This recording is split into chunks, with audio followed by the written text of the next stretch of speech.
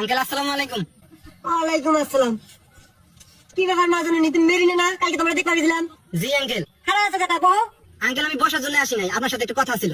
কি কথা মা? আসলে আঙ্কেল আপনারা কালকে আমাকে দেখতে গেছিলেন, পরিবারের চাপে আমি বিয়েতে রাজি আছি, হ্যাঁ বলে দিছি। আসলে আমি বিয়েতে রাজি নাই, আমি একটা ছেলেকে ভালোবাসি, 5 বছরের সম্পর্ক আমাদের, আমি বিয়ে করলে তাকেই করব। আমি বিয়ে করতে পারবো না, মাফ করবেন আঙ্কেল। তাইলে আর কি করার, বিয়ে না করলে তো জোর করে করানো যাবো না। কিন্তু মা জানি আমার একটা কথা আছে। জি আঙ্কেল বলেন, কি বলবেন? তুমি বিয়ে বাবা না, আমার কোনো আপত্তি নাই। কিন্তু তোমার দেখ 3,000 টাকা দিছি, হ্যাঁ 3,000 ফেরত দিন। টাকা বলো। আঙ্কেল আমার কাছে তো টাকা নাই, খরচ করে আলাইছি। টাকা তো তুমি খরচ করো নি মা জানি, টাকা তোমার নাগরিক কাছে পাঠা দিছো।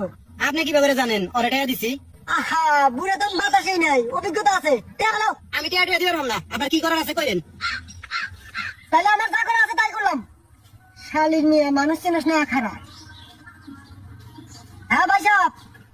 C C C C C C, মাইনসে হলে কি করবো? মনটা